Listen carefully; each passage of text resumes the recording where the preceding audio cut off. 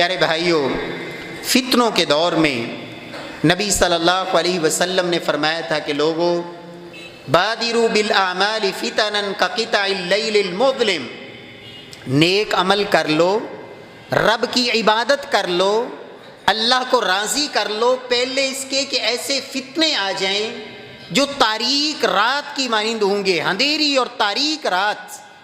فرمایا وہ فتنے اس قدر ہوں گے، اللہ کے رسول صلی اللہ علیہ وسلم فرماتے ہیں صبح کے وقت ایک شخص مومن ہوگا تو شام کو کافر ہو چکا ہوگا، شام کو مومن ہے تو صبح تک کافر ہو چکا ہے۔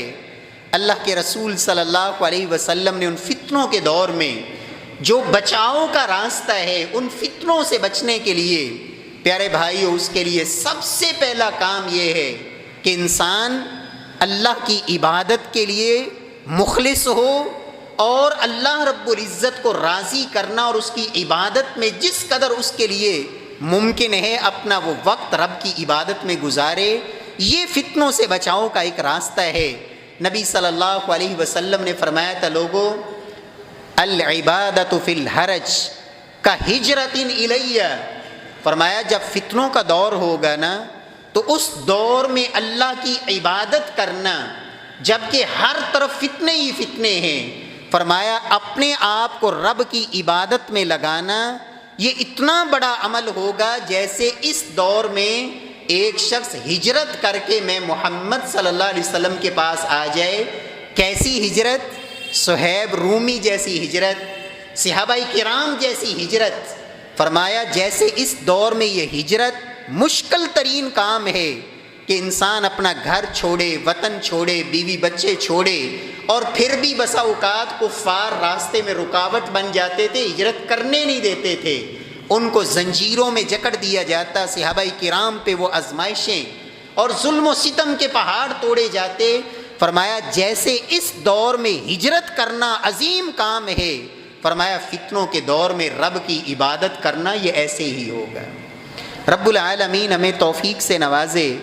آج اس دور میں جبکہ نبی کائنات صلی اللہ علیہ وسلم کی وہ پیشین گوئیاں جو فتنوں کے دور کے حوالے سے اللہ کے رسول نے کی، بہت سی پوری ہو چکی ہیں اور کچھ ہو رہی ہیں، نظر آ رہی ہیں۔ اللہ کے رسول نے فرمایا تھا، حدیث قدسی ہے کہ رب خود فرماتے ہیں، یا ابن آدم تفرغ لعبادتی املأ قلبک غنى واسد فقرک، اے آدم کے بیٹے تفرغ لعبادتی، میری عبادت کے لیے اپنے آپ کو فارغ کیا کر۔ عبادت کے لیے فارغ کرنے کا مطلب کیا ہے کہ جب انسان عبادت میں آئے نا تو پھر عبادت میں وہ عبادت ہی کرے، یہ نہیں کہ کھڑا رب کے سامنے ہے اور اس وقت بھی دنیا کی سوچوں اور فکروں میں اس قدر مگن ہے کہ نماز کی حالت میں بھی اس کو پتہ نہیں کہ میں کہاں ہوں۔ تفرغ لعبادتی، اے آدم کے بیٹے اپنے آپ کو میری عبادت کے لیے فارغ کیا کر، وقت نکالا کر۔ املأ قلبک غنى واسد فقرک، دو انعام میں دوں گا، ایک کام تو کر اور دو انعام میری طرف سے۔ فرمایا ایک تو تیرے دل کے اندر غنا پیدا کر دوں گا، واسد فقرک، اور تیری فقیری اور غربت کو مٹا دوں گا، دل غنی ہو جائے گا۔ اور اللہ کے رسول نے فرمایا تھا لوگوں، لیس الغنى عن کثرۃ العرض، غنا یہ نہیں ہوتا کہ پیسے زیادہ آ جائیں، مال زیادہ آ جائے، فرمایا ایسے بندہ غنی نہیں ہوتا، ولکن الغنى غنى النفس، مال کی بہتات یہ غنا نہیں ہے، اصل غنا یہ ہے کہ انسان کا دل غنی ہو، دل غنی ہو، یہ ہے اصل غنا۔ اور یہ نصیب کب ہوتا ہے؟ جب رب العالمین عطا فرمائے۔ فرمایا آدم کے بیٹے میری عبادت کے لیے فارغ ہو، میں تیرے دل کو غنی کر دوں گا، تیری فقیری کو مٹا دوں گا۔ وَإِلَّا تَفْعَلْ، اور اگر تیرے پاس میری عبادت کا وقت نہ ہوا، فرصت نہیں جی، ٹائم نہیں، اذانیں ہوتی رہیں، صدائیں آتی رہیں، آوازیں لگتی رہیں، ہر کام کے لیے اس کے پاس وقت ہے نہیں، وقت تو رب کے سامنے سجدہ کرنے کا وقت نہیں، عبادت کا وقت نہیں۔ فرمایا کیا ہوگا؟ ملأت یدیک شغلا جب تیرے پاس میری عبادت کا وقت نہیں ہوگا تو میں دنیا میں ایسے ہلجا دوں گا کہ تیرے دنیا کے معاملات کو بکھیر دوں گا۔ وَلَمْ أَسُدَّ فَقْرَكَ، اور تیری غربت اور فقیری کو میں کبھی مٹاؤں گا نہیں۔ تو میرے پیارے بھائیوں، فتنوں کے دور میں کامیابی کا راستہ یہ ہے کہ انسان اپنے آپ کو رب کی عبادت پہ لگائے، صرف فرائض ہی نہیں بلکہ فرائض کے ساتھ ساتھ کوشش کرے نوافل اور وہ عبادات جن کے ساتھ انسان کو اللہ کا قرب ملتا ہے۔ نبی صلی اللہ علیہ وسلم ایک رات صحابہ بیان کرتے ہیں، اچانک آپ اٹھے اور گھبرائے ہوئے، اور آپ کیا فرماتے ہیں؟ سبحان اللہ، ماذا انزل من الخزائن وماذا انزل من الفتن۔ کس قدر آج اللہ کی رحمت برسی ہے، رحمت کے خزانے اترے ہیں، اور کس قدر فتنوں کا نزول ہوا ہے۔ فرمایا من یوقظ صواحب الحجرات، یہ حجرے والیوں کو کون ہے جو بیدار کر دے رات کا وقت؟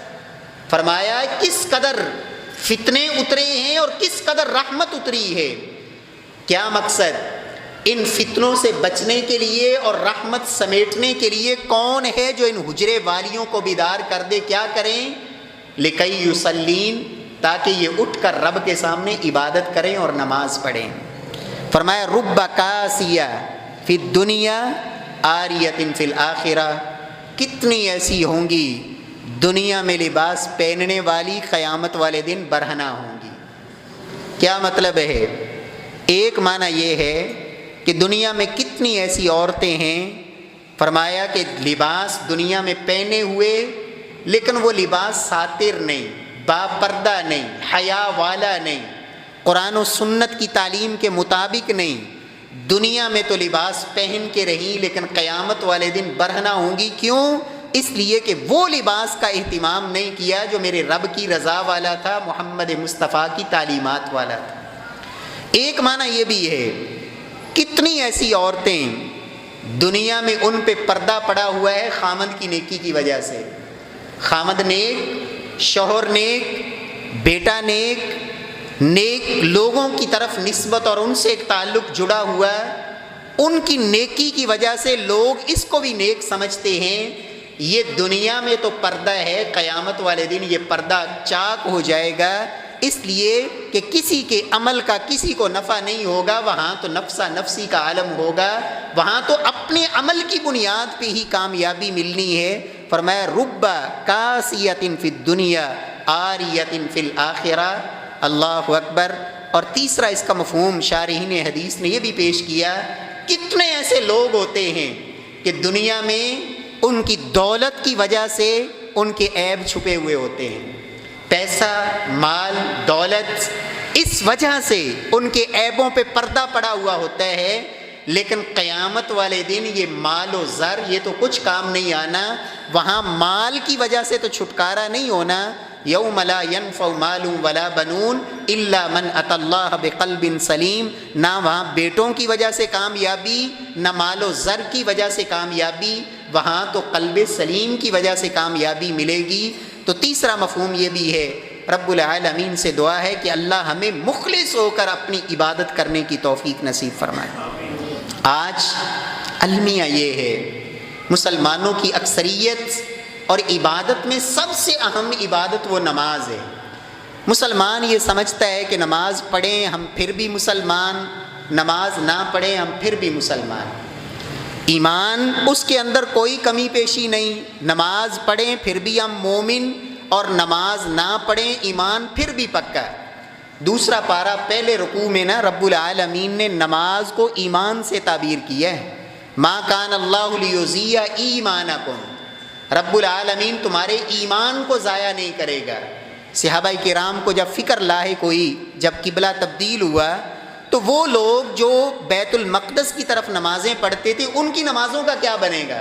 تو اللہ نے یہ آیت اتاری کہ جو بیت المقدس کی طرف پڑھی ہوئی نمازیں ہیں نا، ما کان اللہ لیضیع ایمانکم، اللہ تمہاری وہ نمازیں ضائع۔ اس کا مطلب کیا ہوا کہ نماز ہے تو ایمان ہے، نماز نہیں تو پھر ایمان کی فکر کریں۔ اور صحیح بخاری کی وہ معروف روایت جس حدیث میں ہے آخری جنتی کا تذکرہ، تو وہ لمبی حدیث ہے، اس میں ایک ٹکڑا یہ ہے کہ جب لوگ جہنم میں جل رہے ہوں گے نا، تو اللہ فرشتوں سے فرمائیں گے کہ ایسا شخص جس کے دل کے اندر رائی کے دانے کے برابر بھی ایمان ہے نا، ان کو جہنم سے نکال لو۔ تو حدیث میں ہے، اللہ کے رسول فرماتے ہیں قدیم توحشو، وہ جل کے کوئلہ ہو چکے ہوں گے، تو فرشتے ان کو پہچانیں گے جن کے اندر رائی کے دانے کے برابر ایمان ہوگا۔ کس سے پہچانیں گے؟ من آثار السجود، سجدوں کے نشانات سے۔ اس لیے کہ رب العالمین نے سجدے والے جو اعضاء اور سجدے کے نشانات ہیں نا، جہنم کی آگ پر ان کو حرام کر دیا ہے۔ جہنم کی آگ سارا جسم جلا ڈالے گی، لیکن سجدوں کے نشانات کو جہنم کی آگ نہیں جلائے گی۔ تو کیا مطلب کہ بے نماز کی وہاں بھی کوئی پہچان نہیں۔ فرشتے ایمان والوں کو، جن کے دل میں رائی کے دانے کے برابر اور معمولی سا بھی ایمان ہوگا نا، ان کو پہچانیں گے سجدے کے آثار اور سجدوں کے نشانات سے۔ اس کا مطلب کیا ہوا کہ بے نماز کی وہاں بھی کوئی پہچان نہیں۔ رب العالمین ہمیں نمازی بنائے، ہماری اولادوں کو نمازی بنائے۔ رب العالمین نماز کا ایک ماحول، میرے پیارے بھائیوں، نماز سب سے پہلا سوال، سب سے پہلا پرچہ رب العالمین کی بارگاہ میں کس کا حل کرنا ہے؟ نماز کا۔ نماز میں ناکامی، سب میں ناکامی۔ اور رب العالمین نے قرآن حکیم میں جو ابتدا میں نے آیت پڑھی نا، اللہ نے کیا فرمایا؟ وَلَقَدْ نَعْلَمُ أَنَّكَ يَضِيقُ صَدْرُكَ بِمَا يَقُولُونَ۔ اے محبوب، ہمیں پتہ ہے، ہم جانتے ہیں لوگوں کی باتیں، دنیا کی یہ جو طرح طرح کے فتنے، اس سے آپ کو جو دلی طور پر پریشانی اور قلبی جو تنگی محسوس ہوتی ہے نا، اور دنیا کے ہموم و غموم، ان سب کا حل کیا ہے؟ فَسَبِّحْ بِحَمْدِ رَبِّكَ وَكُن مِّنَ السَّاجِدِينَ۔ دنیا کے تمام غموں سے چھٹکارا اور اس سے نجات کا راستہ یہ ہے اللہ کی تسبیح، اس کی حمد، وَكُن مِّنَ السَّاجِدِينَ، اور رب کے سامنے سجدہ، ذکر الہی اور سجدہ، عبادت، نماز۔ فرمایا یہ ہے اصل دنیا کے ان ہموم و غموم سے نکلنے کا راستہ۔ وَاعْبُدْ رَبَّكَ حَتَّى يَأْتِيَكَ الْيَقِينُ، اور عبادت کب تک؟ ایک دن، دو دن، ایک سال، ایک مہینہ، کب تک؟ نہیں۔ وَاعْبُدْ رَبَّكَ حَتَّى يَأْتِيَكَ الْيَقِينُ، یہ عبادت سے جو رشتہ اور تعلق ہے نا، یہ اس وقت تک جب تک یہ سانسیں چل رہی ہیں۔ حتیٰ یاتیک الیقین، جب تک موت نہیں آ جاتی عبادت جاری رہنی چاہیے۔ رب العالمین توفیق سے نوازے۔ تو آج اکثریت ہماری امت مسلمہ کی وہ ہے جو نماز پڑھتے ہی نہیں، اور جو پڑھتے ہیں ان کو پتہ ہی نہیں ہماری نماز ہے کیا، الا ماشاء اللہ۔ میرے پیارے بھائیوں، جب ہم نماز میں ہوں تو ہمیں پتہ ہونا چاہیے۔ آج بہت سے مسلمان نماز کے بعد ان کو یہ فکر لاحق ہوتی ہے کہ مولوی صاحب نے دعا ہی نہیں کی، مولوی صاحب نے تو کچھ مانگا ہی نہیں۔ تو میرے پیارے بھائی، اگر تم نے نماز وہ پڑھی ہوتی نا جو اللہ کے رسول پڑھا کرتے تھے، تو نماز کے اندر دنیا آخرت کی کوئی ایسی خیر، بھلائی، برکت ہے ہی نہیں جو انسان نماز کے اندر اپنے رب سے مانگ نہ لیتا ہو۔ تو نماز کے اندر چار چیزیں جب آپ سلام پھیرے نا، تو آپ کو پتہ ہونا چاہیے کہ میں نماز کے اندر کیا کر چکا ہوں۔ سب سے پہلی چیز یہ ہے کہ نماز اللہ کی حمد، ثنا اور اس کی تعریف کا نام ہے۔ تو نماز میں آپ کو پتہ ہونا چاہیے کہ میں کہاں اپنے رب کی تعریف کر رہا ہوں، کس کلمے سے کیا تعریف کر رہا ہوں، آپ کو خبر ہونی چاہیے۔ دوسرا، نماز میں ہوتا ہے اللہ کے نبی پر درود اور سلام۔ تو جہاں نبی پاک صلی اللہ علیہ وسلم پر درود و سلام ہے، آپ کو پوری توجہ ہونی چاہیے۔ یہ وہ کلمہ ہے جس سے میں جناب رسول اللہ صلی اللہ علیہ وسلم کی ذات اطہر پر سلام پڑھ رہا ہوں اور آپ کی ذات اطہر پر درود پیش کر رہا ہوں۔ اور تیسری چیز نماز میں ہوتی ہے اپنے لیے دعائیں۔ اپنے لیے دعائیں، ایک ہوتا ہے دعائیں پڑھنا اور ایک ہوتا ہے دعائیں مانگنا۔ آپ صرف نماز میں دعائیں پڑھا نہ کریں۔ پڑھنا کیا ہوتا ہے کہ آپ بچے کو بھی رٹا دیں چند کلمات، وہ رٹا لگایا ہوا زبان پہ، وہ خیال کہیں ہے، توجہ کہیں ہے، دل دماغ حاضر نہیں ہے، لیکن زبان سے وہ کلمات نکل رہے ہیں. ایسی بے روح جو نماز ہوتی ہے نا، اللہ کے رسول فرماتے ہیں بسا اوقات انسان 60 سال تک نمازیں پڑھتا ہے. کتنی دیر تک؟ بولیں. ایک بھی اللہ کے ہاں قبول نہیں ہوتی. اللہ کے رسول کی حدیث، 60 سال پڑھی نمازیں رب کے ہاں ایک بھی قبول نہیں. آج ہم تو کہتے ہیں جی پڑھیں، جیسی بھی پڑھیں. آپ اندازہ لگائیں، یہ تو آپ کی ایک لاہور کی مسجد ہے نا، ایک صحابی نے نماز پڑھی اور کہاں پڑھی؟ مسجد نبوی میں، جہاں ایک نماز عام کسی بھی مسجد میں پڑھی گی نماز بیت اللہ کے علاوہ 1000 نماز سے زیادہ اجر و ثواب رکھتی ہے. اس صحابی نے وہاں نماز پڑھی اور ایک دفعہ نہیں 3 دفعہ پڑھی. کتنی دفعہ؟ 3 دفعہ. اور پڑھی محمد مصطفیٰ صلی اللہ علیہ وسلم کی نظروں کے سامنے. تو آپ کیا فرماتے ہیں؟ ارجع فصلی فانک لم تصلی، نماز پڑھ، تو نے نماز پڑھی ہی نہیں. سب کچھ موجود تھا. میرے پیارے بھائیوں، نہیں تھا تو اطمینان نہیں تھا، خشوع نہیں تھا. یہ رکوع میں اطمینان، یہ سجدے میں اطمینان. صلو کما رأیتمونی اصلی، نماز وہ پڑھنی ہے جو محمد مصطفیٰ نے اپنے صحابہ کو سکھائی صلی اللہ علیہ وسلم. صحیح بخاری میں سیدنا حذیفہ کی روایت، ایک شخص کو دیکھا نماز پڑھتے ہوئے. کہا نماز ایسے پڑھتے ہوئے کتنا عرصہ ہو گیا؟ کہا 40 سال. کہا اگر ایسے نماز پڑھتے پڑھتے تمہاری موت ہو گئی تو مت علی غیر الفطرہ التی فطر اللہ علیہ محمد صلی اللہ علیہ وسلم، تمہاری موت اس فطرت سے ہٹ کے ہوگی جس پہ اللہ نے اپنے نبی محمد مصطفیٰ کو پیدا کیا. اللہ کے رسول صلی اللہ علیہ وسلم نے یہ ٹھونگوں والی نماز فرمایا نقر اربعن، فرمایا تلک صلاۃ المنافق، لوگوں یہ تو منافق کی نماز ہے. قام فنقر اربعن.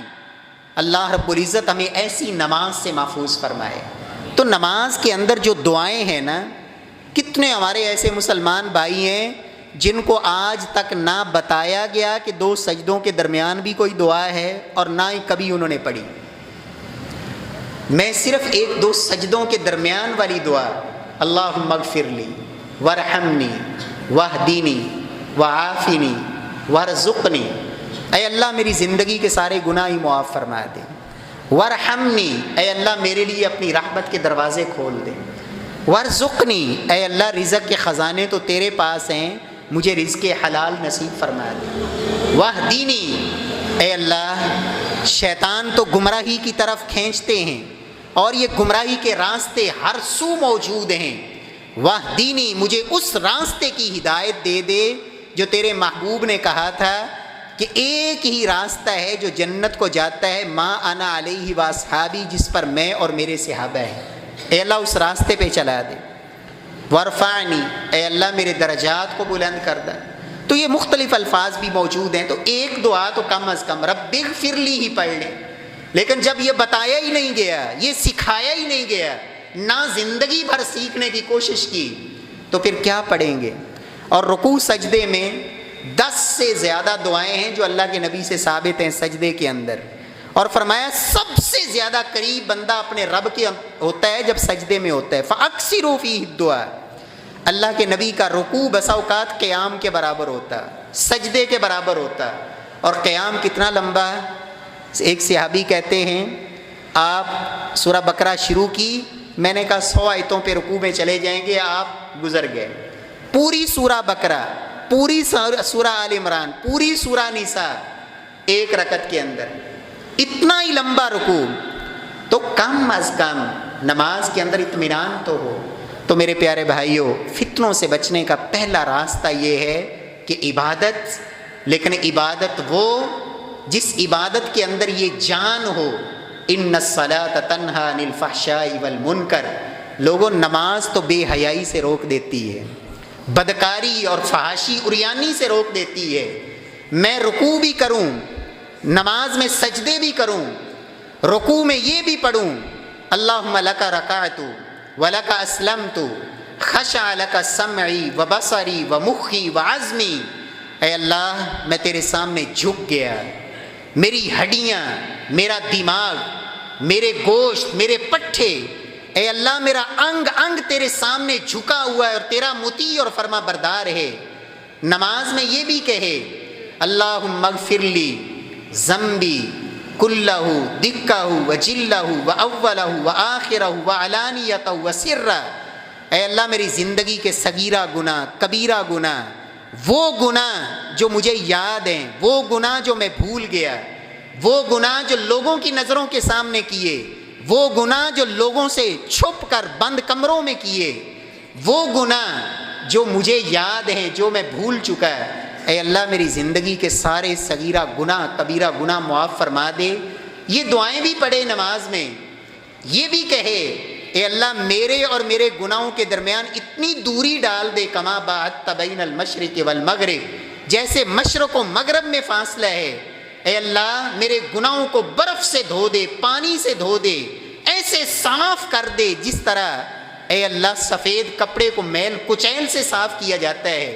نماز میں یہ بھی کہے اے اللہ اعوذ بک من عذاب القبر، اے اللہ مجھے قبر کی اندھیر اور تاریک کوٹھڑی میں اور وہاں کے سانپ بچھو اور وہاں کی ہولناک عذاب، اے اللہ اس سے مجھے پناہ دے دے، مجھے جہنم کے انگاروں سے بچا لینا، دجال کے فتنے سے بچا لینا۔ یہ سارا کچھ بھی نماز میں کہے اور سلام پھیرتے ہی بے حیائی اس کی نظروں کے سامنے ہو، اس کا مطلب یہ ہے کہ اس کی نماز کے اندر وہ قوت اور طاقت نہیں جو بے حیائی سے روک دے، جو برائی سے روک دے، جو اس کی تنہائی اور خلوت کو پاکیزہ کر دے۔